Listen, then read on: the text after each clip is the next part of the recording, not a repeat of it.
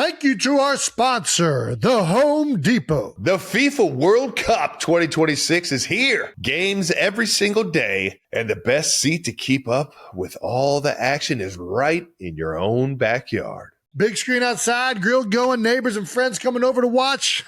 Now that's how you host. As an official supporter of the FIFA World Cup 2026, the Home Depot's got what you need to get the backyard match day ready. That's right. Whether it's a projector screen setup, string lights, little patio furniture, the Home Depot will help you make your yard the go-to spot. And with fast, free delivery on over 2 million items, you can focus on setting up the ultimate backyard fan zone instead of making trips to the store. So, as we welcome the world to our backyard, get your home watch party ready with an assist from the Home Depot. To learn more, visit homedepot.com/FIFA World Cup 26.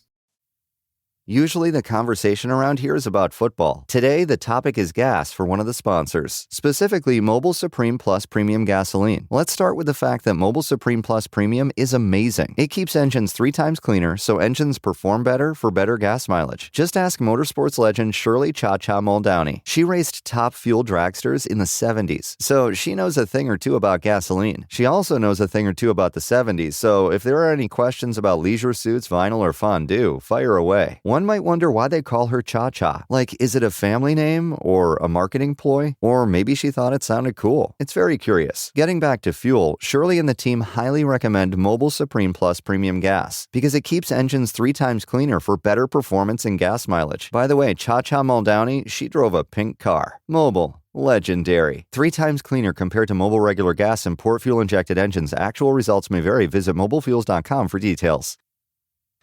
This podcast is brought to you by Colgate Total.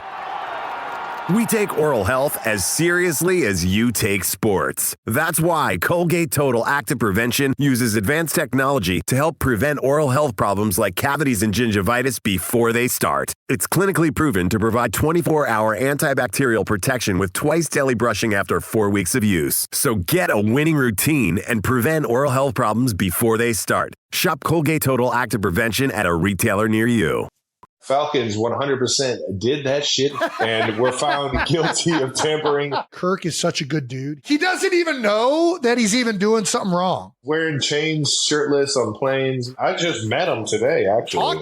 Talking. Yeah, we talked. We were having lunch. What are you talking about?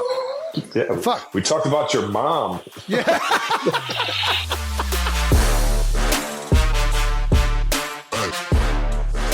Welcome back to New Heights, ladies and gentlemen, presented by Wave Sports and Entertainment and brought to you by Crown Royal. When you live generously, life will treat you royally. Believe it. We are your hosts. I'm Travis Kelce. This is my big brother, Jason Kelce. Happy Father's Day to everybody out there. Jason, happy Father's Day, dude. Thanks, Trav. Subscribe on YouTube and wherever you get your podcasts and follow the show on all social media at New Heights Show. That's with right. one S. Check out our official fan club at newheightshow.com with one S as well.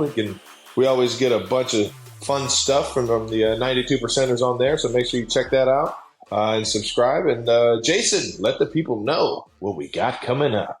We got a great episode for all you 92 percenters out there.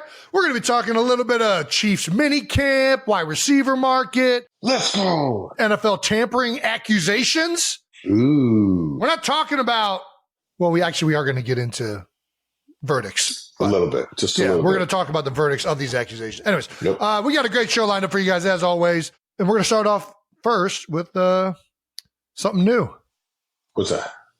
A little bit of news. I don't know how we got there. All right. New news. First new news. Happy Father's Day. We're a little bit late now. This episode is going to be coming out Wednesday, but we're recording this on Father's Day. Yeah. That's right. That's a nice Sunday morning record. I figured, what else would I want to do on Father's Day than talk with all my boys on the podcast with Trav and intern Brandon and Jets Jake. Yeah. Yeah. Sounds like a great morning.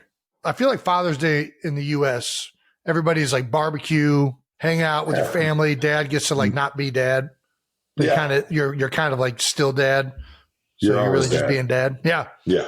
But I was looking at some of these other countries and maybe what they do. I heard a really cool one from Germany. But yeah, turns out pretty much everybody just does what the U.S. does. Well, not that they're stealing from us. Is everybody kind of just like, hey, Dad, we're just going to give you a bunch of meats that you like to eat and some cool foods and tell you we love you. And that's true for the United States, United Kingdom, Australia, New Zealand, Brazil.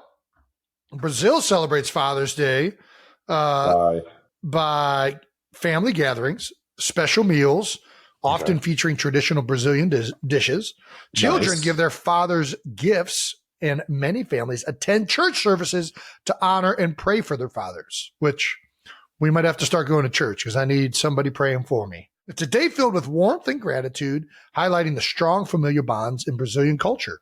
It doesn't sound that different. I guess the only difference is... It's the exact same. There's nothing going on different down there in Brazil. Yeah. I guess people do go to church because it is a Sunday. So I guess church is a pretty heavily thing in the United States of Father's Day, right? If that's what you do. If that's what you're into, yeah. This is the cool one. Germany. I don't even know if I want to list this one next. I want to save the best for last. Fuck it. It's in the list. Germany has a unique way of celebrating Father's Day known as Vatertag or Meinertag. I don't know if I'm pronouncing either of those right. In parentheses, that means Men's Day. It's celebrated on Ascension Day, which is the 40th day of Easter and falls on a Thursday. Traditionally, groups of men go on hiking trips, often pulling wagons filled with beer, wine, and food. While it's a day for men to enjoy camaraderie and the outdoors, it is also a family day for those who prefer to celebrate with their children and loved ones. I think that's a badass way to celebrate Father's Day. You just load up a wagon with fucking meats and beer and see you guys later. Just wander into the woods. That sounds like your cup of tea, yeah. That sounds great, doesn't it? Yeah, until there's bears. Well, you take some bear spray with you. You'll be all right. Ooh, yeah, nice. Yeah, you're good. Good point. Just wander Good off into the woods with your buddies. Who knows what happens? Nobody's going to ask questions. It's Men's Day. What about just like wander into the local pub? Yeah. It's not a bad idea either. That way you can still be, around. You don't have to just wander off into the woods. I don't know. There's something manly about going off into the woods with a wagon of beer and meat. Why don't you just drive your Tesla into the woods? That's because it's not manly. It's not as manly as having a wagon. All right. Great tradition, Germany. Thailand. Father's Day in Thailand is celebrated on December 5th. This is late, but I guess in the Southern Hemisphere, it's probably roughly the same. It's a day to honor both the king and fathers across the country. Traditionally, children present their fathers with kanna lilies, a symbol of masculinity, and perform acts of respect, such as kneeling at their feet. So I'm kind of on this tradition. Many families also participate in community service activities to honor the king's legacy of kindness and generosity. So I'm out on honoring kings because listen, we're Americans. We don't do royalty. So fuck kings. But I wouldn't mind Kylie kneeling at my feet. You know what I mean? It's Father's Day. Not fuck kings, but just not into it. Also, why are you into people kneeling at your feet? It's a sign of respect. It's Father's Day. That's...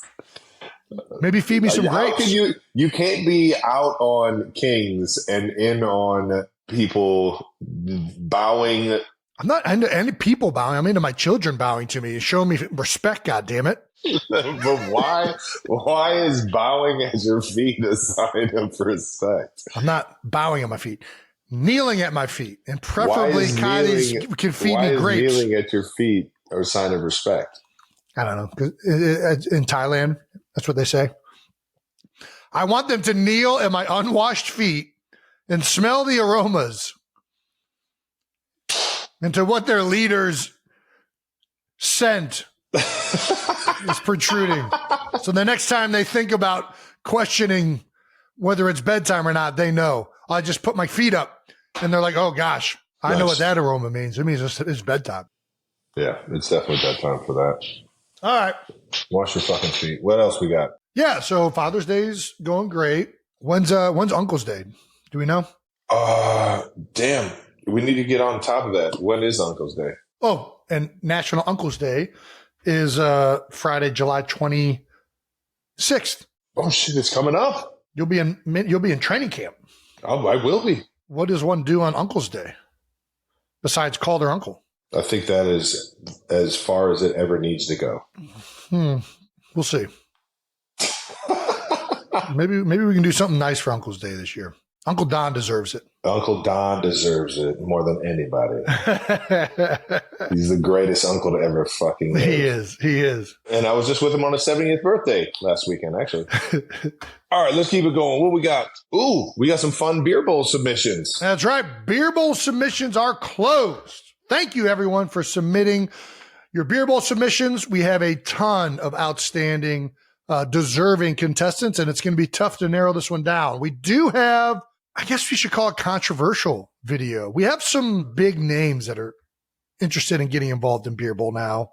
And we are running into the dilemma of, do we keep the beer bowl unique to everyday people, or do we allow influencers, former NFL players, media superstars into beer bowl is the question. Yes. So we'll show this clip. Here's a clip of two of our good friends, Ross Tucker and our former college teammate and my former NFL teammate and friend, Connor Barwin, trying to team up and enter beer bowl. Let's see what it looks like. It's Ross Tucker, and I need this. I've been retired for 16 years now at this point. Jason, you'll find out soon. Travis, a little bit longer down the line. This is my only competitive outlet. Beer bowls, beer games, whatever it is. Is it just my friends and I in my garage? Yeah, but who cares? I also, by the way, won the remote competition during the quarantine via Zoom solo. People from my hometown have proven to be excellent chuggers on the world's biggest stage. Please give me a chance. My partner is your former teammate in college and the NFL, Jason. And our team name, it's the Has-Beens. Oh, yeah, guys, one more thing. Even though I am a Labatt Blue guy, I am already prepping for what I'm anticipating the beer being at the beer bowl. It's delicious, by the way. Dude, that's a hell of a video. Hell of a video. God damn it, man. When you send in a video like that, dude, you can't not love Ross, man. What a guy, man. Fuck. And now I want to play beer pong with him. He's always been a great dude. I've known him as a football player growing up, but him being in the media and everything now, it's been cool to kind of have combos here and there with him, man. But this is awesome, man. For him to even send in a video and be a part of it. And clearly they have the drinking prowess. You saw it from the trophy he was holding, which is obviously only him and his friends, but that's good enough. Connor Barwin and I think, are undefeated in beer bowl. You know this, Travis. Man, we are a dynamic beer bowl. Beer pong, not as much, but beer ball. Sorry, did I say beer bowl? You are probably the number one beer ball player I've ever seen in my life. Yeah. I haven't seen a lot of beer ball, but that was your fucking game. That was it. I got the technique down. It's impressive. This is the question. Do we limit it to regular, everyday people, or do we include superstars? Let's just call it what it is. Ross Tucker and Connor Barwin are superstars. I think it's unfair if we don't, and I think it's unfair if we do. It's such a good question. I think it's fun if it's just the 92%ers, but I do think it's fun if we have some sort of like one-off. Like, oh, if Ross and Connor are like in on this thing, like maybe you have to compete against them in a contest. I think Jason kind of proved that that NFL drinkers outweighing regular like civilians. It's weight classes. That's what I'm saying. We talked about this with Bruce Lee and Muhammad Ali. We did. But some guys can just drink I feel like that argument is like combated with the person that just won the hot dog eating contest, maybe the weed eating contest. You know what I mean? Like. We're going to weight class in that regard that's because it's always the skinnier person that wins those events. I mean, this is essentially what we're doing too. You have the Olympics hat on your head. The Olympics used to be only for amateur athletes. Yeah. Not professionals were not allowed to participate. Ross, a Labatt Blue guy, is a professional beer drinker, right? Professional. Yeah. Can we open it to professional drinkers, or do we leave it a simply amateur event that celebrates drinkers across this country? Mainly in Philadelphia and Kansas City are probably the biggest two contributors. But we'll say across the country. It's pretty national now. Having a guy like Ross and Connor, even at the event, would be amazing. To have him in it would be electric. But those are two massive human beings, or at least they were at one point. So it's like they're still bigger than dudes. most. They're still bigger than most. I think Connor's around 230. I think Ross he's around that too, maybe a little less, a little more. I don't know. They fluctuate in that like lighter tight end bodies now. Are you a heavier tight end right now or what? I mean, I'm 270. I've been fluctuating between 270 now. 275 and 280 is what I've been fluctuating between. You got to get it down, coach. You got to get it down. I'm good. I'm feeling pretty good. No, I just saw you run a 5K. You need to get that thing down. I was still 295 when I tried that. I hadn't started the diet yet. All right. There's some way we can incorporate Big Ross and Connor into the games. I think it is also, we'll find a way to incorporate everybody, though, because it's easy. It's all just about having fun. Yeah. But, hey, Ross, unbelievable video. Thank you for that. That fucking made my day.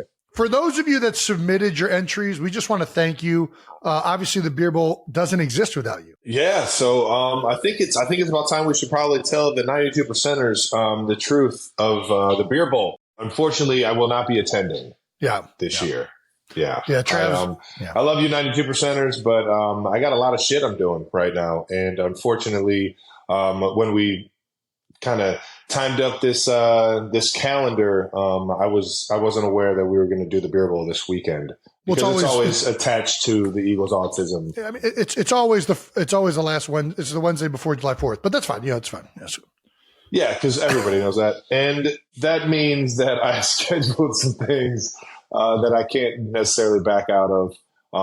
So I'm telling you guys this, that Jason will be there. Obviously, he's always there. Yep. But there will be another Kelsey. Yeah, there will be another Kelsey stepping up in my place that honestly will probably be 10 times better than any episode or any Beer Bowl that ever comes around again. And they will probably take my place on New Heights forever. So Kylie Kelsey will be hosting Beer Bowl with Jason down at the shore. And Kylie, you can't back out. I just said this. I don't even know if you're available, but if you are, not a bad idea.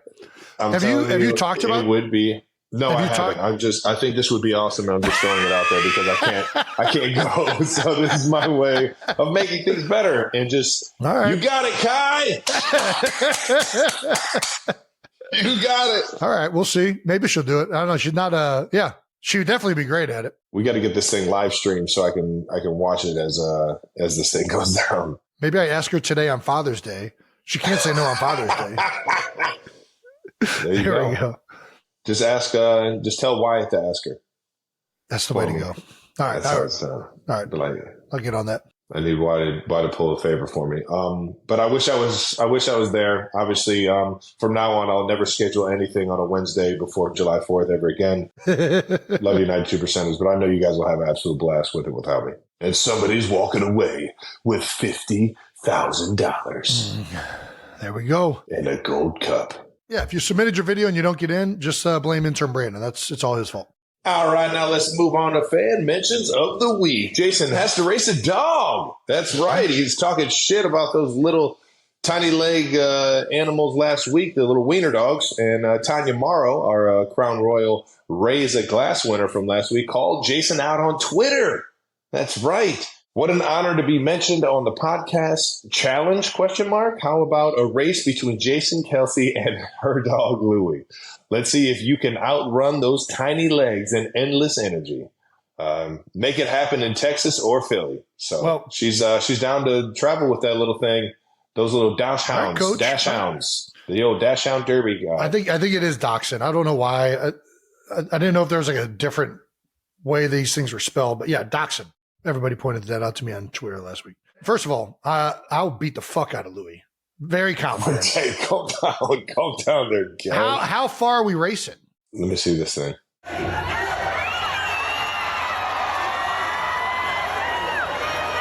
I am murdering that thing. I'm murdering it. Dude. Let's go. Let's do it. 40 yards? How far are we going? Because that thing that was it's got a good start. That was maybe 15 yards right there. I know. but it's got to be at 15 yards. It might be able to keep up. Anything over 15. I think I've beaten at 15. It's got a good get off. Anything with short legs, short little stubby legs, it's got to have a little quick get off. That's why that's like me versus you, really. You're the dachshund. So you think you can beat it in like a 20-yard, 15? What about a 10? I mean, I think I'll beat it in anything because I just think I'm faster than Louis. But I think 20 yards feels about right. 15. We got to go 15. 15 has a chance is what you're saying. So we need to give it a chance. Why do we have to give it a chance? Because you're a fucking human. What does that have to do with anything? Why does the dog get to determine the length of the race? Because I don't want it to just be you beating a dog. I want it to be a fucking good race. Okay, well, as humans, what do we determine as being the fastest human on the planet? Usain Bolt. 100 meters. So why would we go to 15 yards? That's not the fastest. You're not even getting the top end speed at 15 yards. Top end speed is reached it's close to 15. I was about to say 15 to 20 yards is like really when you're at your max. Yeah. So like, what are we, if we're never hitting the top end speed, we're just seeing who has the faster get off. Because it has to be the top end speed for a dachshund too.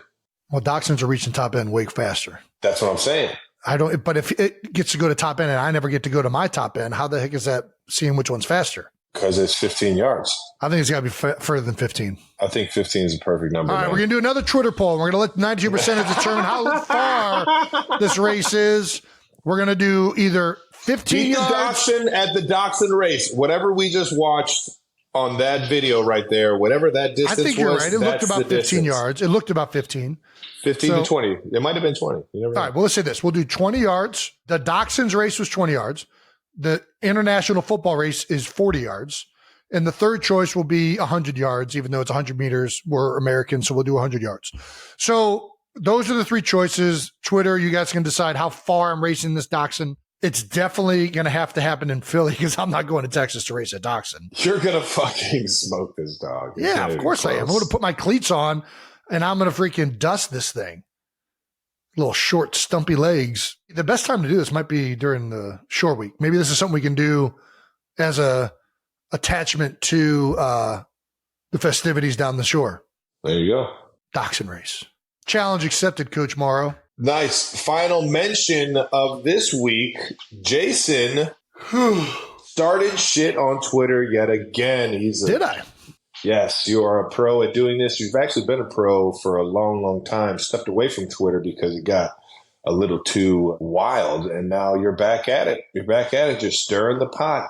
We're here. There's a lot of Xenon fans out there who are not happy. Jason said the movie sucked. I didn't say it sucked. I just said next. And then admitted to never even seeing it. I'm going to be honest. The only thing I know about Xenon is this picture that they put on the rundown, which is right here. We'll show it right now. I judge the movie solely off of that picture, and I feel strong in that judgment. There's no way that's a good movie. It's actually pretty solid. You remember this? Yeah. I'm pretty sure it was like in like a spaceship and everything. I hope I'm right. I could be wrong, but I mean, based on the picture, it looks like a spaceship movie. So you liked it. I remember not hating it. What, do you remember the plot? Nope. I really don't even remember the plot of Brink. Team Pup and Suds? Gosh, what was it? There's like another group, the elitist kids, and Team Pup and Sub is like the ragtag group of like just friends. The old average shows versus Global Gym. Well, they're basically saying like you should compete for love of sport and your friends and community as opposed to like selling out to like big conglomerates and be all just about winning. It's not what the meaning of sports is. I think that's essentially what Brink is about. Xenon, girl of the 21st century. I think there's a 0% chance I like this movie, but I do feel a little bit responsible to at least view it. So I guess I'll watch this. I'll probably watch it with Wyatt. I think Wyatt might like it. Nice, yeah. Maybe that's what I do for Father's Day. There you go. Xenon, girl of the 21st century with Y. With baby Y. Let's see what Y thinks of it. All right, we're gonna give it a gander, and I'll get back to you on whether it's good or bad. But I mean, I just think based on the cover, there's a 0% chance this You movie's got to any erase good. it. Don't even look at the cover. Don't even erase I mean, that whole like negative pink. thought process. They're like in full pink, like tight jumpsuits. I don't even know what that is. It's the 21st century, Jason. Jesus. We're in the 21st century. Let's keep this moving to some NFL news because that's what we are. 92%ers, we're a football podcast. That's right. Are we? We're footballers. Jason, not so much anymore, but once a footballer, always a footballer. Believe it. And maybe we talk a little Chiefs mini camp because that's cool. over. Yeah, that just ended How'd that last go? weekend. It was fun. It was always fun. Do a couple days of competing and then run a quick conditioning test, or at least get introduced to what the conditioning test might be at training camp. What is your guys' conditioning test? It initially was Half gassers? 15 half gassers. 15's a lot. Yeah, It's a lot of running. it is. It's really You not start that much when you think about it. Like you should be able to do 15. I mean, they're all timed. So I guess we'll say this. Conditioning tests are really there for the most part, not to see if you're in shape.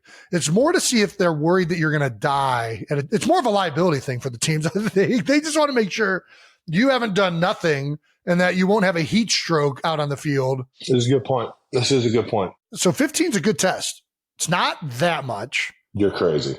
but it's a lot. You wouldn't be able to go out there and run 15. Well, first half of all, gassers. I'm an offensive Under lineman. 20 seconds, yeah, you would. God damn I it. could do it, but I'm also an offensive lineman. They don't make me do it. That was the one nice thing about being the lightest offensive lineman.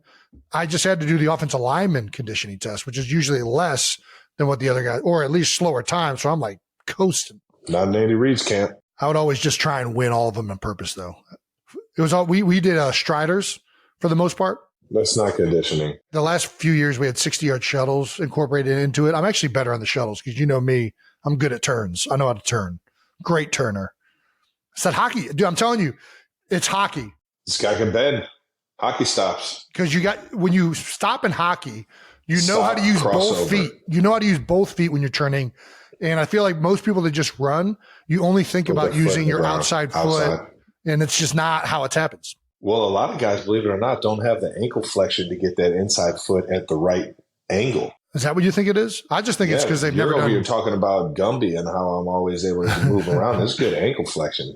Yeah, My knees and ankles are underneath me. I think the ankle flexion is part of it. I think hip flexibility is too, like being able to sink your hips into a turn properly and not have to like bend at the waist. Yeah. I think also it's the hockey. Most hockey players I know use both legs when stopping and turning more efficiently than people that never skated. But either way, yeah, we had like 6 seconds to run 40 yards for our conditioning test. It was a joke. I would still run them full speed though. God, I should have played offensive line. Oh, should we say what a half gasser is? It's across the field. It's sideline to sideline. Which essentially is 50 yards and back. Yeah.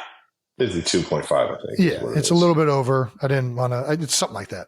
Yeah, across the field, back. The turn really sets it. Like if you just ran 100 yards, it'd be like coasting. But that turn halfway through it's like that stopping and having to start restart after like 10 sec, like not 10 seconds. Well, essentially it is 10 seconds to go down and back, but 10 seconds there, 10 seconds back. I'm getting way too into this. All right. Yeah. So a half gasser is down and back. And my group, the like middle skill, like the linebackers. They call them big skill.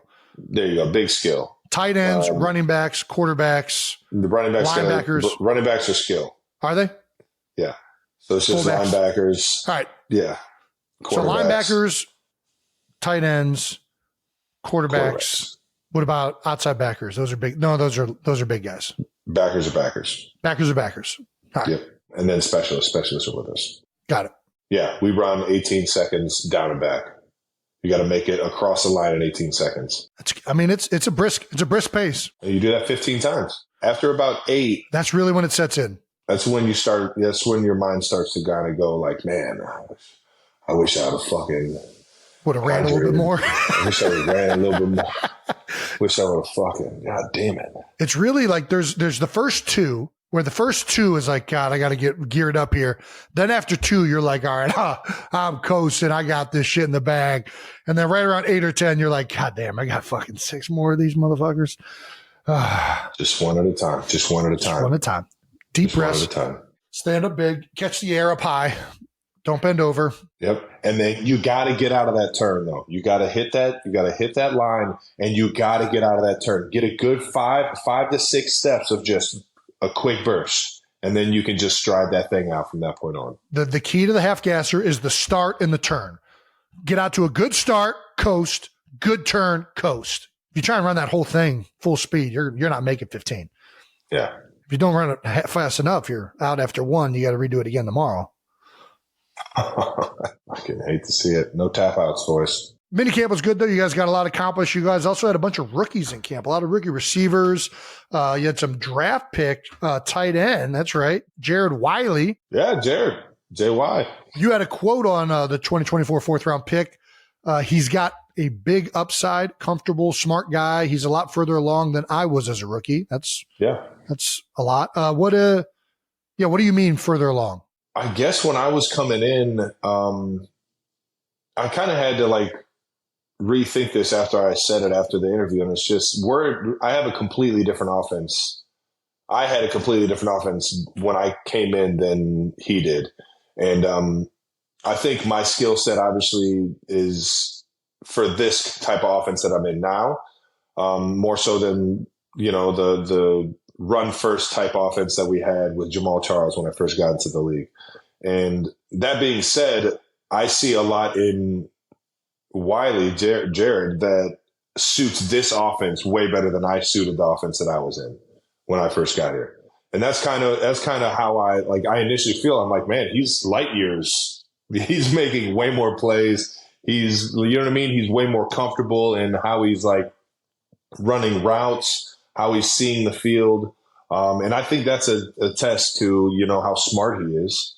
And I think it's he's got a good feel of feeling voids and being open. And then on top of that, you put the ball anywhere in his vicinity, he's making the catch. He's got great hands. He's a big guy. He's go up and catch the ball over his head. That is, if you throw him a jump ball, he can go and get it. If you throw it on the ground or by his toes, he can go and get it. So you just see a lot of upside and a lot of opportunities for him to, at least be accountable in the receiving game.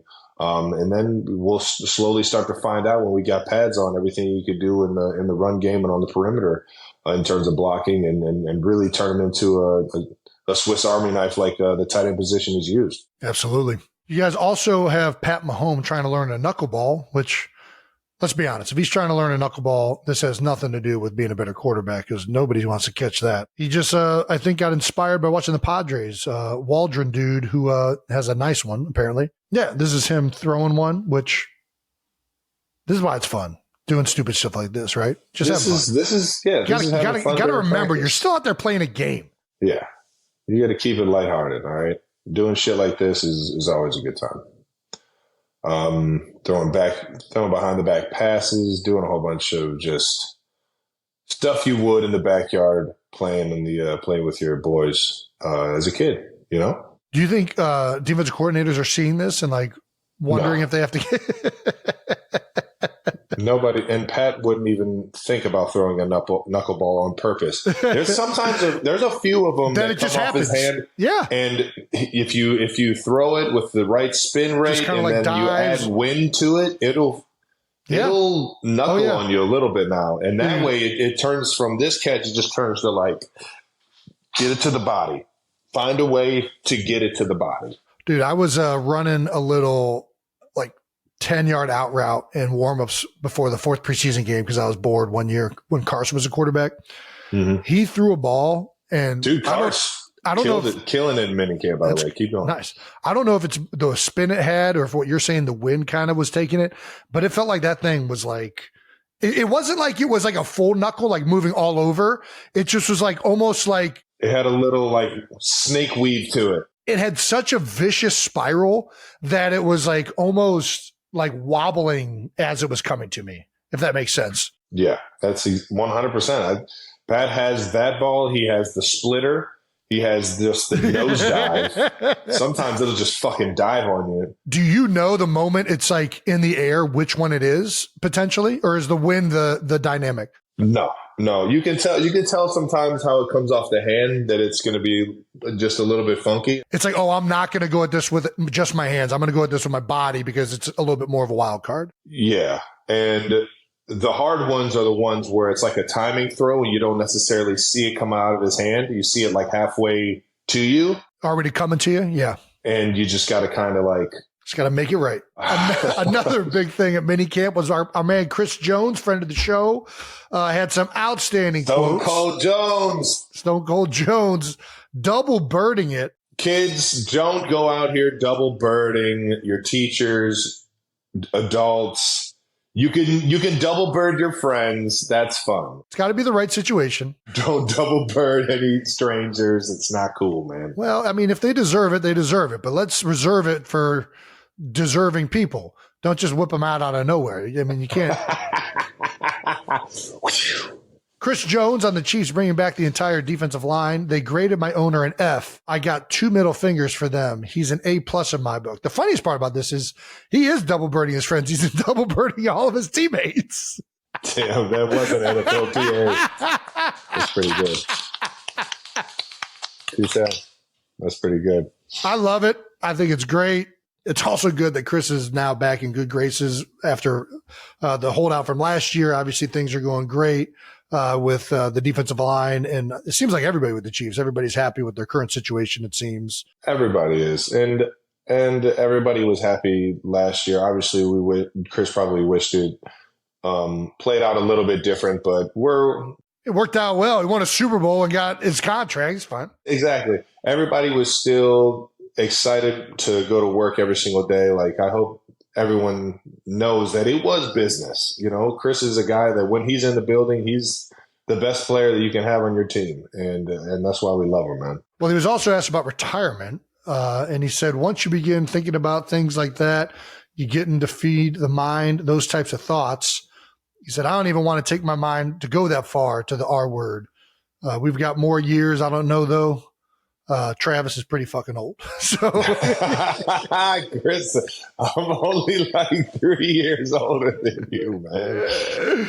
Oh, goodness. Yeah. Do you have any responses to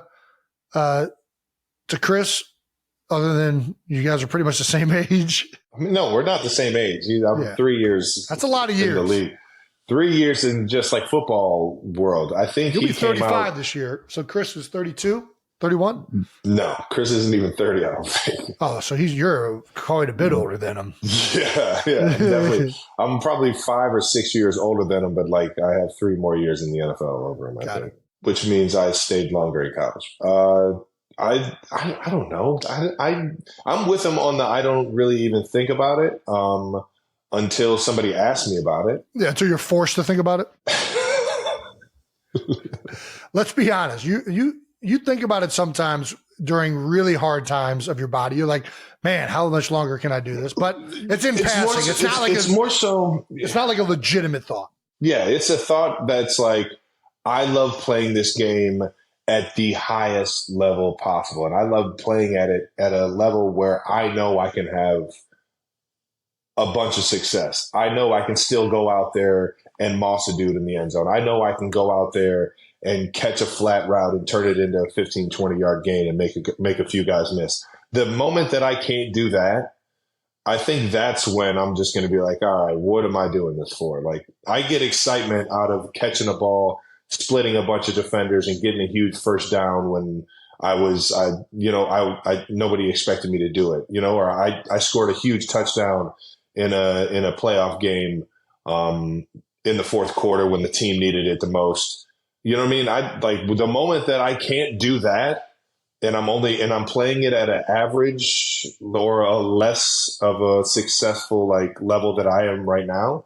I think that's when I'm probably going to call it quits. I mean, this is ultimately what ended up being why I chose to step away. I just don't think I can play it at the level that I used to play it at, even though people might disagree with that. I know it because I remember being out there last year and not being able to execute it the way I wanted to. But I think he also talked about like the R word and people starting to think about retirement. I do think I've heard this before. Like the moment you start thinking about retirement, you're already retired or whatever. I was thinking about retirement 4 years ago and I played for 4 years. So I'm not buying that bullshit. I think if you're even remotely being honest with yourself. People start thinking about this in the league later in their career when it gets harder to continue doing it, and you're fighting your body more and more to continue doing it. I was fighting my body the first year I got in the league. Yeah. Fighting my body is just a part of the gig, man. That's not what's going to chase me out of the National Football League. Part of it. I think you were very fortunate that you were able to go out on your terms. And that's the goal. That's the goal. If I can go out on my terms and not have something happen to my body, like a big time injury to where I have to step away, that's the biggest goal in football, to be able to do it on my terms. Yeah. And there's two parts of fighting your body. There's a fight in the body to like get it ready to play or to like deal with pain and stuff like that. That's actually not the kind I'm thinking about. That's like, you'll find this, and this is when you're going to start knowing it's whenever this time comes that you need to walk away. It's the fight in your body to like, you used to be able to do something that like you can't do anymore. And like, that's when it's like, you're fighting that to continue to get that back. And I think that's when it's like, it starts to just become hard. So I think, bottom line is everybody knows when it's time for them, for the most part. I mean, I guess some guys come back. Actually, a lot of guys come back. But I also think part of that's because your body starts feeling really good when you're retired. But it's pretty amazing when you're not playing football, how much better you feel. So, yeah, everybody will know when it's time for them. Chris Jones says you're playing 6 more years. So you'd be 40. You'd be 40 going on 41. I think I'd just be going on 40. No, you'd be going on 41 because you're going on 35 right now. 38, 39, 40. You'd be 40. So I turned 35 this year. That's a year. Yep. 36 next year. 37 the year after that. 38 the year after that. 39 the year after that. Nice. You're right. I know. Well done. I know. I'm math genius. Math is my shit, man. Gotta just use the numbers. You gotta use the fingers. I'm Rain Man. You fucking put me on a roulette table. I will fucking make it rain. Good job.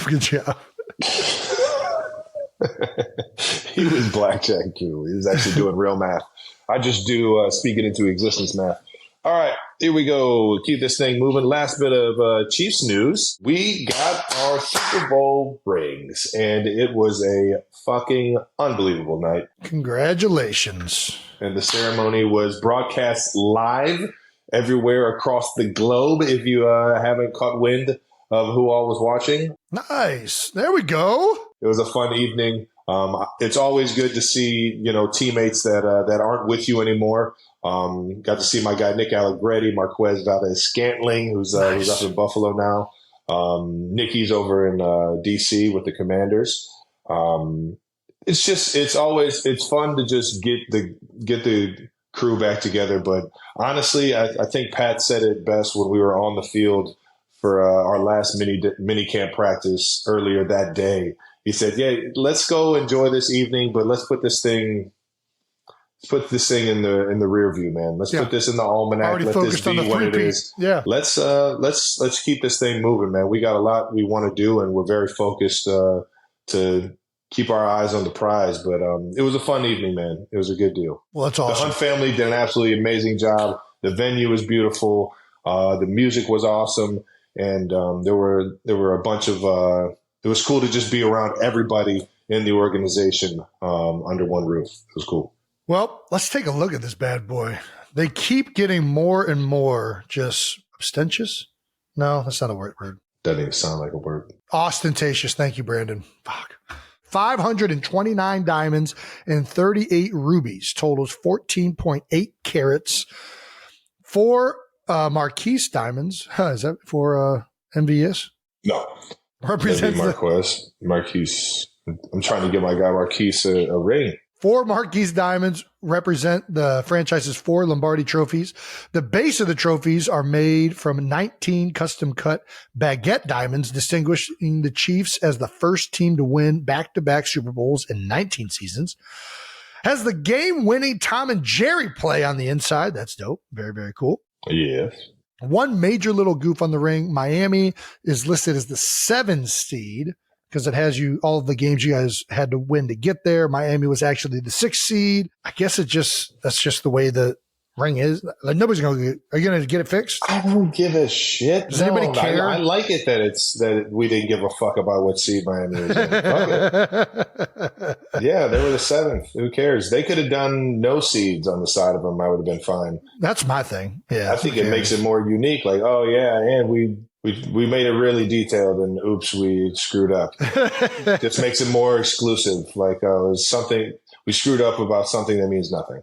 So awesome design. I do think that this looks cool. I like the way it's in the football.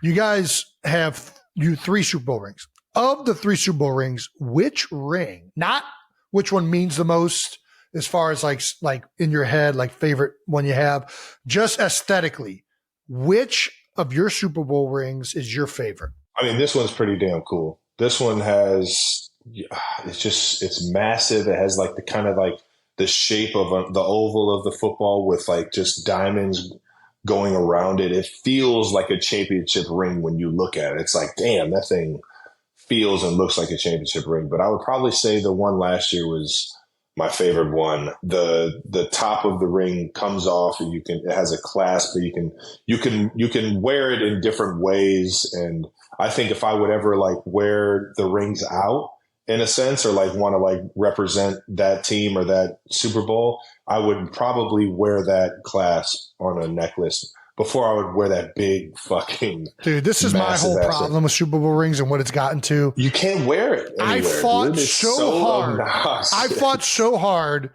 in 2018 after we won the Super Bowl to get a ring that was just like a big ring, but a wearable ring. And I lost. Like it was like me and like 2 other guys, and everybody was like, "No, put as many diamonds on that motherfucker that they can fit on it." And I'm like, "Dude." I went up to Clark Hunt. I was like, "Dog, we win another one, man. I don't know how it could get any bigger. We're just gonna need a brass knuckle of fucking the Super Bowl brass knuckle." I like those old ones where it's just like a gold ring. It looks like almost like it's like a class ring with a big ass ruby right in the middle of it.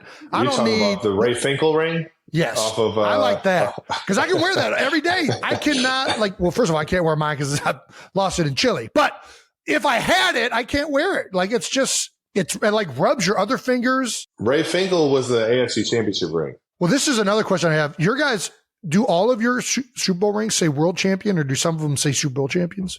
What do you mean? So this ring says world champion on the top instead of Super Bowl because champion. We're world fucking champion. I'm just asking a question. Fuck what you say, what anybody else says about the NFL not being in the world and football being about the world and playing up. The NFL is the top premier league. Nobody is beating the Super Bowl champions in the world. We are the world champions. I'm not making that argument. I'm asking a question.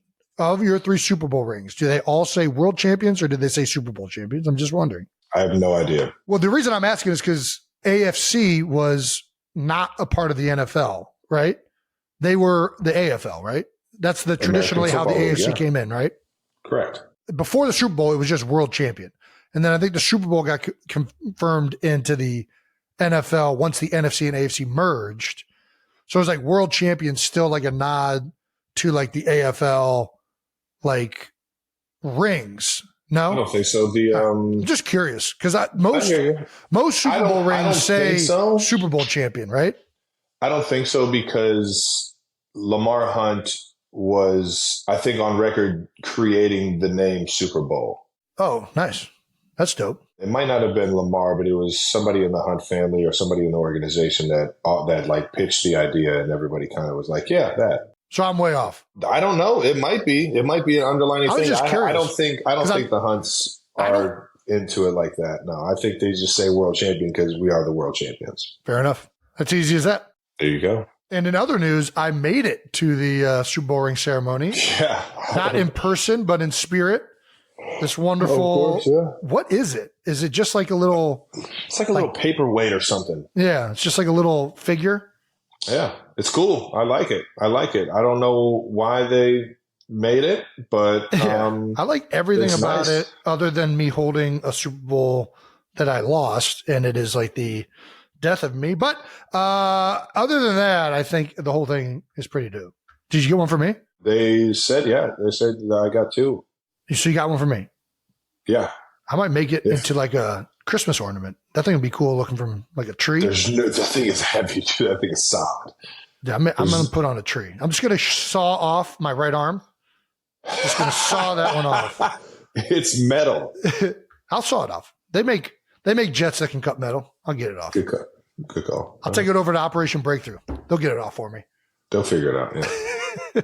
Ooh, or you switch it up instead of the last year's Super Bowl or LIVV, you get your Super Bowl on there. But then it's like I earned the other one, which I'm not.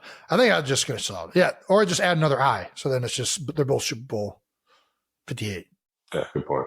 I like that first of all, this was that was such a fun moment. And then I also love that they kind of gave a little nod to Buffalo with the maple leaf as the happy trail Chest right hair, there. yeah. Just the belly button hair. I mean, that's what your belly button hair looks like. Is it? I got a maple leaf? Yeah. All right. Well, now that I don't have a Super Bowl ring, I guess that's the only bit of Super Bowl lore that I have in my house until I get my ring mirror made. Jesus, I forgot you. All right. Let's keep this thing moving. We actually have some Eagles news, too. The Eagles are officially innocent. We're innocent. The league announced Thursday that the Eagles did not have contact with then free agent Saquon Barkley during the 52-hour legal tampering period. That's right. Yeah. Thankfully, we did. I don't know who accused us. Podcast. I don't know who accused us.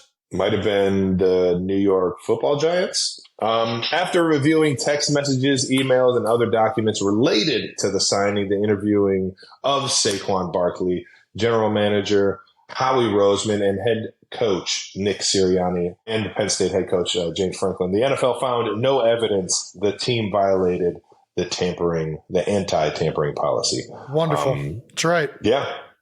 If the quads don't fit, you must acquit. There you go. Very nice. How thrilled would you be to have your text messages received by the NFL? Man, I mean, I don't have like anything incriminating on there. Nothing incriminating, but there's something vulnerable about handing over a phone to pretty much any entity. Anybody. Yeah. And the reality is the government already has it.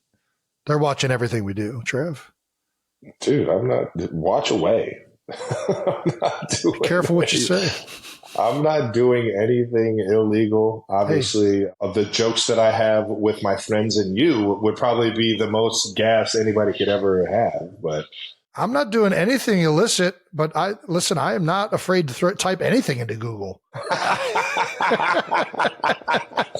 Listen,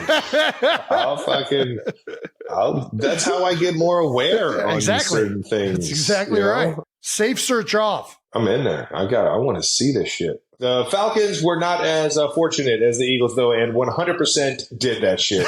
And were found guilty of tampering Kirk Cousins, who would have been the last person I would have thought would have been guilty for anything in life, well, let alone this. Kirk is not guilty. The Falcons are guilty. Kirk can do whatever he wants. It's a good point.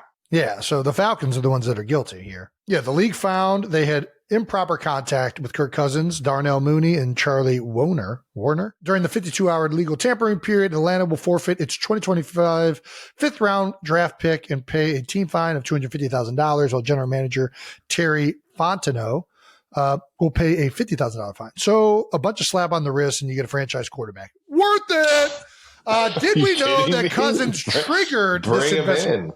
The only weird thing is that they then wasted another draft pick on another quarterback. Hey, whatever.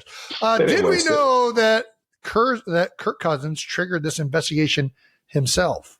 I did not know that. Did not. Cousins essentially admitted during the introductory media conference that he had contact with the Falcons staff members before free agency officially began. So he admitted it.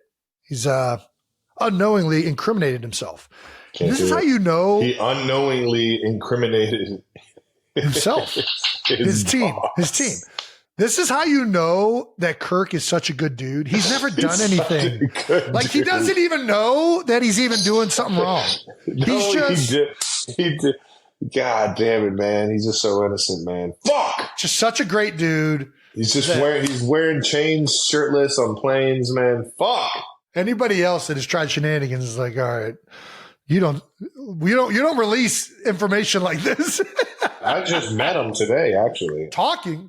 Yeah, we talked. We were having lunch. What are you talking about? Yeah, Fuck. we talked about your mom. Yeah.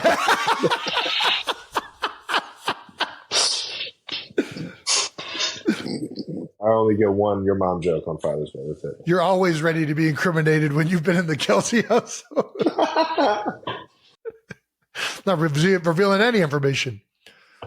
Jason, where were you Wednesday? Why are you asking? I don't remember. I forget. I get hit in the head for a living. I don't even remember what I did earlier today. You expect me to remember Wednesday? Like the back of my hand? You're insane. You're insane if you think I have that good of a memory. I live life on instincts, okay? I don't document things up here in this brain. I was hanging out with Eric. No, I wasn't at Eric's house. I was hanging out with Eric. We were at the park. No, I wasn't in Fairfax. I was at Canterbury. I'm bobbing and weaving. So there's a question in here on the rundown that says, how aware are players of tampering rules? Not very aware at all. Well, in the tampering period is confusing because like free agency starts a certain day, but the league has moved to this tampering period. And I would say that most players have no idea when that tampering period starts. If you're going to be a free agent, you just kind of assume that people are going to start calling you. And I would say in all probability, the Falcons are not the only team that reached out to Kirk Cousins during this time frame. There are probably any team that was interested in reaching out to him. Well, fucking time out. They need to get fucking hit too. It doesn't matter if you fucking get the guy, like if you land the guy. Nobody accuses they're hitting them up. Yeah. If they're getting my text messages, they better fucking hold everybody fucking accountable here. But here's the problem. Nobody accuses the teams that didn't sign the player as the ones that were tampering. Yeah, but if you're getting emails and shit, I'm not buying emails and shit, you better fucking hold everybody accountable. This happens every year. A team loses a player and they accuse other teams of tampering. And the reality is that all of these teams are reaching out to agents and people before the tampering period starts. I'm not believing that any of this is first negotiated on the spot day one of tampering period. There's no way in hell how we got Saquon Barkley to sign that contract. Come on. But that was definitely not tampering. It's been confirmed. They checked the text messages. They checked the emails. They checked the phone calls. Yeah. No tampering. If the quads don't fit. Must have quit. Jason, last bit of football news. What we got? Yeah, we got the wide receiver market just getting reset again. Oh, shit. That's right. Justin Jefferson signed a 4-year, $140 million contract. I should have been a wideout. I should have learned to catch the ball. So essentially, the wide receiver market has surpassed the tackle market, which I think tackles, it was always around the same, but now the wide receiver market is officially up there. Oh, yeah. Justin Jefferson signed a 4-year, $140 million contract to stay with Minnesota Vikings. Yeah, what does that equate to? 4 for 140. 34, I think. Yeah, sounds about right. Dude, I'm just so good at fucking math. It's not. It doesn't equate to that exactly. Maybe it's 35. It's 35. Nope, it's just under 35. It's 35, exactly. It has to be an even number because it's an even number. It's 35. It's 35. 35. 140 divided by 4 is 35. Are you challenging me on this one too? No. Use your fingers. Use your fingers. You got it, dude. You got to go all the way up to 140. 1, 2. What's 4 for 25? What's 4 times 25? Yeah. 100. So you add 40 to that. That would be 140. I lost you with that, yeah. So good. 140 divided by 4 is 35. That's all I know. I don't know what math you're doing in your head. Why 125 or 25 times 4? Why are we doing 25? Because that's the easy one. That's the one you already know is 100. I don't know where you're at. I'm just doing 140. What's 25 plus 10? 35. You do that 4 times. It's 40. I'm telling you, man, I'm Rain Man. You can't fucking get into my knowledge. So wait, time out. Are you still saying it's 34 or are you now on 35? It's 35, 100%. Okay. You do it your way. However you're getting there, you keep getting there. 35. Five of the top 8 highest paid non-quarterbacks are now wide receivers. That is A.J. Brown, Amon-Ra St. Brown, Tyreek Hill, Jalen Waddle, and CeeDee Lamb and Jamar Chase are coming. Some of these numbers are kind of like happenstance. Like last year, there weren't a lot of these receivers are now up. Like as a percentage of the cap. Let's take the A.J. Brown. I love A.J. Brown. Let's take the percentage of the cap, though. Tyreek Hill signed his 4-year contract 2 years ago in Miami. Yeah, it'd be 3 of this year, yeah. He got a $30 million per year average when he signed that deal. That is a higher percentage of the salary cap than A.J. Brown, who's perceptively making more per year because it's $32 million. So like when that deal was done, it was taking more away from the cap on average, probably, depending on how it was structured. Yeah. Justin Jefferson, $35 million. Again, that $30 million adjusted, it's probably about the same. It's probably similar. I don't know. What was the salary cap in 2022? We'd have to do that. Anyways, I guess what I'm getting at is all of these numbers that continue to look like they're exponentially higher, a lot of that is due to the salary cap continuing to go up. And it's the same thing with quarterbacks. Kirk Cousins signs this deal. And it's like, it's the biggest quarterback contract in history. And it's like, well, if you adjust it to like the percentage of what the salary cap is, it's really not that much more than what he should be getting. But like when you look at it from that, so like I think sometimes these numbers get thrown out there and people just compare numbers to like previous years, like it's like bada bada bada boom, and they kind of it's not completely accurate. But what is accurate is that 5 of the top 8 highest paid non-quarterbacks are receivers. The receiver market has gone up, and I would say that that kind of started with you guys when you guys had Tyreek, when you had MVS, and then who was the other really fast guy? Who's the other really fast guy? Maybe not MVS. Who are the? You're talking about the Legion of Zoom? Yeah. We had Tyreek, Sammy Watkins, Mecole Hardman. Mecole was another fast one, but there's a third one that was like really, really fast. It wasn't Sammy. Sammy was really, really fast. All right, Sammy. And then Demarcus Robinson. Am I missing somebody? God damn, I've been playing football for too long. I feel like when that offense was so explosive that the entire league put a big emphasis on getting more speed. A lot of that centered around Tyreek Hill, just solely as a player. I mean, he changed the game, man. People were looking for the next Tyreek Hill the moment he was in Kansas City. Correct. It feels like there's been a big push to get star receivers because the explosive offense that was generated by the Kansas City Chiefs. I don't know. Maybe I'm putting too much on you guys. There's also been obviously what's happened in Miami with the amount of speed that Mike McDaniels. I forget whether it's McDaniels or Daniels. Mike McDaniel has accumulated down there. You know, what they've done with Shanahan and just getting really, really fast running backs, Raheem Mostert and some of these guys. So speed is at an all-time premium in the NFL. Like, I think probably never before. Even though speed's always been important, it is a hot commodity, it feels like, in modern day NFL. Speed kills. A.J. Brown, he's got speed and size, a little bit dangerous. I think that has kind of shifted a lot of teams to push to try and get offenses that are in that mold. Maybe that's just my thinking on it. But it feels like it's timed up with the Legion of Zoom. Like when Seattle won the Super Bowl, all of a sudden you saw corners getting paid ridiculous money in DBs because they had that the Legion of Doom. They had the backfield with Chancellor and freaking Byron Max. Everybody sees what's successful and they want that on their team. I hear you. I hear you. I think Tyreek definitely started the small, fast guys get fucking paid the most. Right. He's one of those guys that was like the anomaly. Like before Tyreek, you never saw a really tiny. I don't want to say tiny because he's not that small, but you never saw a small receiver get paid the most in the league. It was always the Calvin Johnsons, the Julio Joneses, the AJ Greens. You know what I mean? The Jerry Rice, the tall more guys, outside, the Randy Mosses, Yeah. It was just a different day and age and a different game. Now you can do so much with receivers. You know, the jet sweeps, the reverses, the end arounds, the screens. Yeah, that's an interesting way of looking at it. When you're as good as Tyreek is, AJ and Justin, more, essentially. AJ and Justin are definitely. I mean, you can do all those gadget stuff with Justin Jefferson as well, but I would say Jefferson and AJ are pretty prototypical receiver molds, right? Yes. I think that this is an interesting point you're bringing up, and maybe it's you guys, but it's also the Shanahan offense that utilizes a lot of those gadgety players within it, where Tyreek Hill is a perfect piece for that, which is why he's down there in Miami. And then Jalen Waddle would fit that mold. Amon-Ra St. Brown fits that mold. All of those guys, I would say they can do the traditional receiver stuff, but they're also these like quick, more like Dachshund type receivers that can get Dachshund. Yeah. They're more Dachshund. Okay, Dachshund.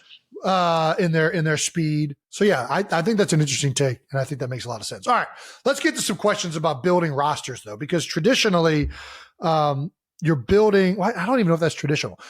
Yeah, how would you build a team? Typically, the way I've thought about it is obviously quarterback is number one. That's the first thing you want.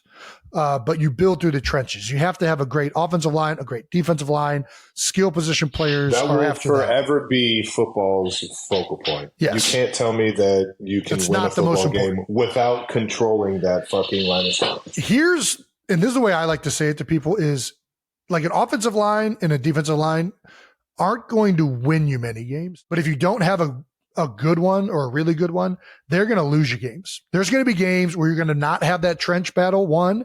And typically it's going to be at an important time of the year. I've seen a bunch of games won by the offensive line. That's fine. I think running the ball. Modest. Yeah, dude. Yeah. Ending the game with the ball in your hand. That's how you win a football game. Yeah. In the fourth quarter if you're up. And but typically that happens because the other trench is so bad. But yes, yeah. Dude, I've seen it where it's just battle for battle. And you're just fighting for 3 to 4 yards a pop when we're running it. All right. I'll give it to you. I just think for the most part, the reason you want a great offensive lineman can't make plays. I hear what you're saying. Offensive line is a facilitator for skill players to do their job. Defensive line, maybe it's a little bit different because they are making plays. They're getting sacks. They're getting TFLs.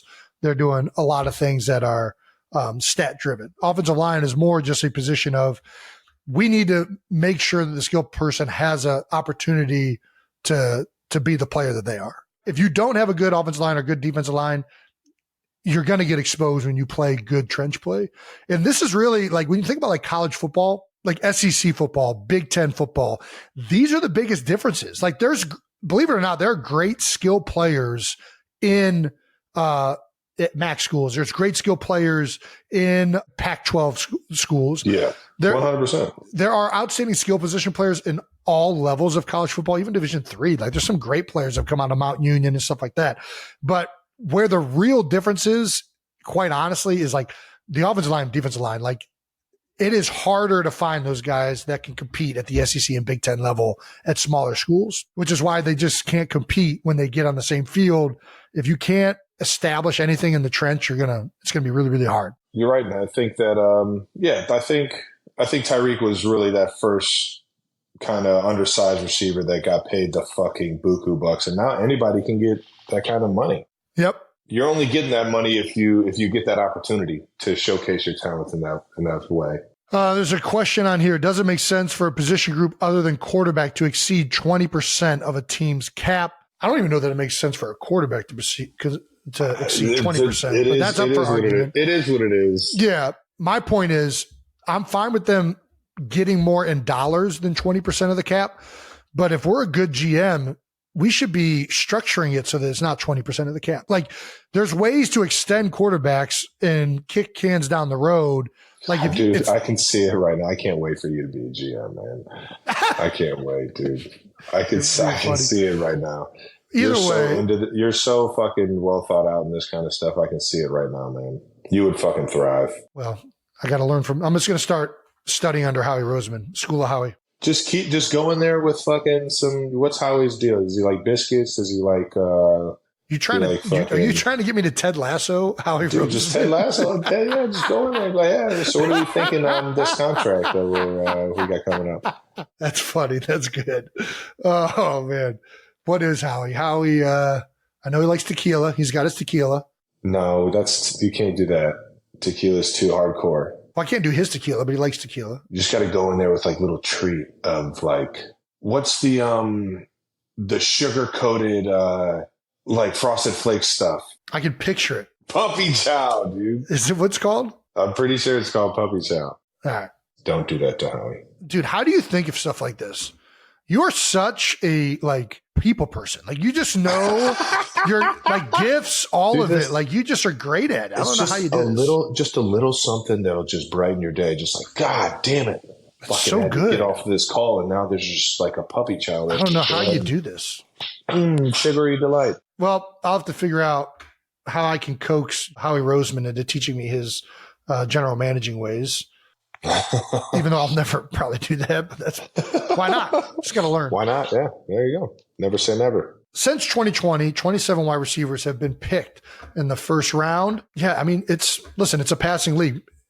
It is really, really hard. And now that Travis has said this about shorter receivers, I have not thought about it that way, but teams have found ways to utilize these Swiss Army knives as integral pieces of their offense. Very well said. And then outside receivers that win one-on-one are always going to be high paid because it's the hardest to double a guy out on the outside. Like if he can win that one-on-one matchup and that's always there, it's very difficult. Yeah. You got to do some creative things to help that outside corner out. That's why corners and wide receivers have always gotten paid big bucks. Yeah. I think this is a trend that is going to keep happening until defenses adjust or it just is going to keep happening. We'll see. These shorter receivers are, in a lot of ways, are being used as like by H-backs or as a quasi running back on a lot of this stuff. So like Tyreek Hill is like somewhat of a receiver, but he's kind of like an H-back. Like Deebo Samuel is kind of like an in-between player. And they're receivers, but they do other things as well. What is of big value in the NFL right now are these players that do multi things because the league has become so creative. Well, it's become so multi-offense, like multiple personnels. Like if you can go out there with one personnel, and this is why the San Francisco offense works so well with Deebo Samuel and Juszczyk. Don't forget G Kittle. Where you have these pieces that can all of a sudden you can be in 11 personnel, you can be in 12 personnel, you can be in 21 personnel. And you got to cover the whole fucking field. Yeah, and you can run all of the plays out of all of those different personnels where they have you. Maybe it's not as strong as being in a legitimate form of it, but it's good enough that like it puts the defense in a bind. That like, am I playing nickel? Am I playing base? Am I playing big nickel? Am I playing man? Am I playing zone? It puts a stress as to what offense am I playing. Yeah. Let's get some no dumb questions. All right, now let's move on to some no dumb questions because there's no such thing as dumb questions, just two dumbasses answering those questions. All right, now here we are, ladies and gentlemen. 92% No Dumb Questions is brought to you by Accelerator Active Energy Drink. Cheer! Accelerate your life. Boom. First no dumb question is from Wrong Championship 593, I believe. If you could use a time machine one time only, where would you go? The old time machine question. Interesting. Do you want to go first or you want me to go first? I mean, anytime I think of time machine, I think of Marty McFly. Oh, there you go. And I think of Doc. So Back to the Future? Yeah, Back to the Future. So if I were to create a time machine or get in a time machine, I would probably go back to the future. So you would go back in time, but you can't go back to the future because you can only use it one time. I don't even think I would go back. I think I would go to the future. Yeah, this is the question I'm asking. If you can only use it one time, does that mean you can't come back? You're just stuck there. Just answer. I think it's just like if you could use a time machine only one time, where would you go? I would go light years into the future just to see what ends up happening in the future. Yeah. I mean, the future's nice. I got to see what's happening in the future. I like it's cool to maybe see a dinosaur in person. But at the same time, it's like, I'm trying to see what the fuck is going on in the future here. Right. All right. Like, do we all turn into computers? Because if so, I want to get a head start on that now. I don't know. I feel like I can't go into the future because even trying to relate to like kids coming up now, it's like, man, I can't even think about kids 40 years from now. Like, this is going to be weird. Dude, what do you mean? What's the music going to be in 40 years? I'm going to be like, what the fuck is this? Hip hop in the 90s and hip hop in the 80s, when it was done by like dudes that were living that life, hits way different than like now when it's like auto-tune renditions of like people like, and it's the same thing in country music. If I hear one more country song that's like, I got my boots in my truck going through the fields. Like, what the fuck are we talking about? That's not country music. That's not country music. Put on some fucking Willie Nelson. I am tired of country music and what it has become. It is horseshit. Horseshit. I like some of the country music coming out. Hey, listen, some of it sounds good. It's the same thing with hip hop. It sounds good when you're in a club. You a fan of Shabuzi? I'd have to listen to it. I might have heard it, but it depends. Like I can listen to modern country and I can listen to like modern hip hop when I'm like out in the right Shabuzi. When I'm out in the right environment. But like listening to it to like really enjoy it, like Willie Nelson, to me, like the way he wrote songs, like Chris Stapleton, obviously right now. Shout out to he's just a performer. Yeah, he's unbelievable. That's what I'm saying. It's a band. When you're playing the music and got a voice like that, that's forever. Tried and true. Anyways, let's get back to the no question. Oh yeah. Time machine. Where are you going? I have my like tricky way of answering this. Like the real answer to this is you go to the future when time travel is invented, right? So you travel to the future when time travel is invented. So now you can time travel whenever you want because now it's invented. You go everywhere, yeah. Then you go back in time to when before it's invented, kill the guy that invents it. And so now you're the only person that can time travel. And then you have unlimited time travel. You have unlimited time travel. And you're the only one who can do it. So you got a leg up on everybody. But, name that machine. Name that movie. Did I just steal a movie plot? Instead of Google, it's Lugal. Yeah. Lugal? Hot Tub Time Machine right there, man. What do we got? The next one is from S_HAACK, whatever. What Olympic sport would you be good at? Can't be a sport you've ever played before. Me and Jason have kind of been on this, and I've never actually played it. But we both kind of been in on, hey, dude, let's just go and see if we're good. God damn it, I'm drawing a blank on what it's called. Talking about curling? Yes. Let's just go and see how good we are at curling. Yeah. I mean, listen, we're good at cornhole. We're good at beer pong. Bocce ball. We're good at bocce. I just won. Actually, I lost. Fuck. I was just playing bocce ball on the beach. We got to get out on a curling. We just got to see. Because something about that touch. I could just. Yeah. I'm a good sweeper. I know Jason's. Yeah. I mean, I don't sweep often, but when I do it, it's good. Yeah. You're tactical. You're tactical and you're brilliant. And I think we'd be really good at being like cheeky with it, like hitting certain. Yeah. We're tacticians. Yeah, that's what I'm saying. It's the way we're wired. We get our understanding of angles like the Japanese. And speed.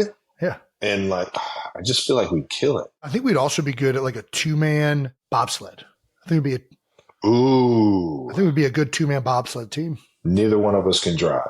I don't know if that's the best. Yeah, we got the Ed Kelsey genes there. Just jerky. Just jerky. Dude, I can't get in a car with Dad. It's like, are you not feeling what you're doing to this fucking thing right now? I'm getting seasick. How the fuck am I getting seasick? You gotta love how everyone looks at their family members driving, man. Everybody has like. But then I found out I'm the same way. My Kylie thinks I drive the exact same way as Pop. That's what I'm saying, and I know for a fact everybody thinks that I drive like that. So it's whatever. So I'm gonna say curling. I'll double down on curling. Let's get all out on the ice, man. Fuck, we got to get out on the ice. So we're Winter Olympics guys. We're Winter Olympics. Oh, 100%. Keep me out of the heat. I'm out. Do we have a Summer Olympic that we would maybe be good at? There's a list here Brandon has compiled. I'm looking. Why does Summer Olympics just seem so much harder? Because you got to be more into it. Yeah. Handball. We used to play handball in the backyard with Dad. Dad used to play handball. We were a big handball team. I mean, technically you need to play handball in a racquetball court, I think, but I think we could do that. We could do handball. Maybe not my elbow shot. My elbow shot. I don't have the arms anymore. Yeah, I can't even throw a fucking baseball. We're too heavy for equestrian. Yeah, I mean, Kylie could do field hockey. Fencing? No, just looks weird. Beach volleyball. I'd be the setter. I think we could do beach volleyball, dude. It's shoulders again. I'm not doing this. Badminton. You ever seen those guys play badminton? How hard they hit that shit? You got to be. That shit's fun to watch. I like watching badminton. Badminton's good. High level badminton play, exciting. Let me tell you. Yeah, dude. I don't think we have. We're gonna have to watch the Summer Olympics. Dude, artistic swimming, also known as synchronized swimming. You were a male cadet. We can both swim. I was a male cadet at high school. Trav I'm elegant. is a knowingly great dancer, and he can swim, so he could probably Knowingly transfer. great dancer is such a wild statement. No, it's not. It's a very well-known fact. Because I fucking do dumbass dances in the No, end zone. I'm you know knowingly why? a great dancer. You know why? Because you're a great dancer. I think we'd make a hell of an artistic swimming team. All right. I'm down. Synchronized swimming. All right. It's one of my favorite movie intros of all time. Which one am I thinking of? Is it based? No. What movie? I know. I can picture the scene. Legendary. It's not just that one. It's one of he's everywhere. He's got he does the whole like dancing in the street with the entire like people that are just minding their business, and everybody gets into the what are those plays called? Fuck. God damn it. I wish I was smarter. You know what I mean? Like I just wish I was smarter. I could go in the memory bank, pull out a file of shit and actually talk about it. Fuck, I am the worst. Is it Austin Powers? Yes. Yeah. Ah, ding, ding, ding, ding. Dude. Just watch the opening to Austin Powers and you'll fucking know what I'm talking about. It's great. I got it now. I'm with you. That does it for this round of No Dumb Questions. It is brought to you by our friends at Accelerator, Active Energy. Hey-o. And Trav, that also does it for this show. That wraps up another episode of New Heights. Make sure you subscribe to the New Heights channel so you know when all the new episodes are coming out. We'll be back with a new episode next week, and you're going to want to see this one, I think. Hey-o. Listen and subscribe wherever you get your podcasts. Once again, New Heights presented by Wave Sports and Entertainment and brought to you by Crown Royal. When you live generously, ladies and gentlemen, you live royally. And don't you forget it. Crown Royal goes especially well with Apple. Apple? Yeah. Apple what? Crown Apple. I like the Crown Apple, Crown Royal. That's why I said that. Yeah. Oh, gotcha. Because you get apple juice and mix it with Crown, you get a nice drink. Follow the show on all social media at New Heights Show with 1S. Thanks to our production and crew for always making us look good. And thank you to the 92%ers for tuning in. See you guys next week.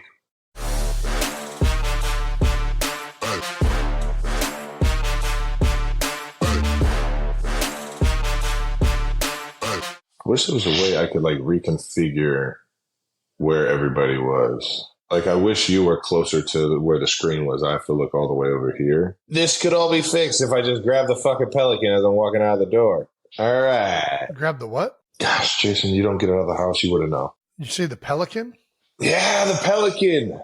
What's a pelican? A pelican is a bird native to like the equator, I would say. It's roughly, you can see them a lot in Miami. I think pelicans are all over. They like to get their pink coat from the shrimp. I think you're thinking of flamingos. Damn it, that is a flamingo. What is a pelican? A pelican is a pelican. Oh, a pelican. Yeah, pelicans are I know everywhere. what the bird pelican is, but what do you mean you were going to grab a pelican leaving the house? I can neither confirm nor deny I said that, Jason. What did you say? Okay, what did you say? I'm an idiot, is what I said, essentially.